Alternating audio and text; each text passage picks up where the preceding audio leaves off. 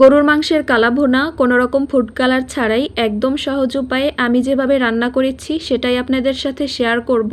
আশা করছি আপনাদের ভালো লাগবে। তো প্রথমেই আমি মাংসগুলোকে খুব ভালোভাবে ধুয়ে পানি ঝরিয়ে নিয়েছি। এরপর আমি যে পাত্রে রান্না করব ওই পাত্রের মধ্যে সবগুলো মাংস উঠিয়ে নিচ্ছি, কারণ রান্নাটা আমি হাতে মাখিয়ে করব। এই কালা ভুনা রান্নাটা আমি রাঁধুনি রেডিমিক্স কালা ভুনা মশলার সাহায্যে করব। আর 1 প্যাকেট মশলা 2 কেজি মাংসের জন্য একদম পারফেক্ট।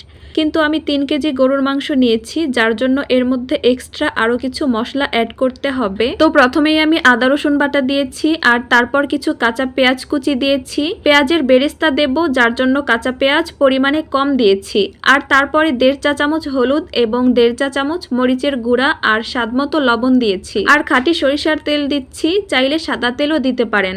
আর কিছু গরম মশলা এবং টমেটোর সস দিয়ে দিব। যে কোনো কোম্পানির টমেটোর সস দিতে পারেন। এই মুহূর্তে ফোনটা একটু কাঁপছিল, এজন্য আমি দুঃখিত। এবারে আসল উপকরণ, রাঁধুনি রেডিমিক্স কালা ভুনা মশলার প্যাকেটের ভেতর ছোট বড় 2টা প্যাকেট আছে, তার মধ্যে বড় প্যাকেটের পুরোটা দিয়েছি আর ছোটটা পরে দিতে হবে।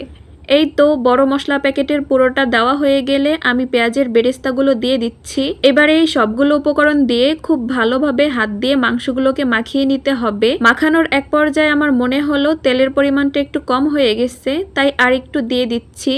আর সর্বশেষ জিরা বাটা দিয়ে সামান্য একটু পানি দিয়ে আবারও ভালোভাবে মাখিয়ে এভাবে আধা ঘন্টা রেস্টে রাখতে পারলে ভালো হতো, কিন্তু আমার হাতে একদমই সময় ছিল না, যার জন্য আমি সাথে সাথে রান্না বসিয়ে দিয়েছি। প্রথম পর্যায়ে চুলার আঁচ একেবারে হাই হিটে রেখেছি, আর একটু পরেই ঢাকনাটা উঠিয়ে একটু নেড়ে দিচ্ছি যেন নিচ দিয়ে লেগে না যায়।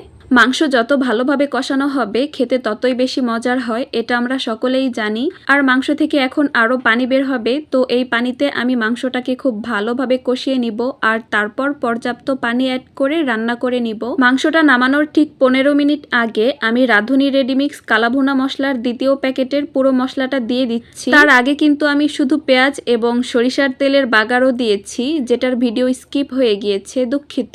তো আমি মাংসটাকে সম্পূর্ণ ঝোল শুকিয়ে লো হিটে অনেকক্ষণ রান্না করে নিয়েছি এবং পরিবেশনের পরে এই তো ফাইনাল লুক, কোনো ধরনের ফুড কালার ছাড়াই।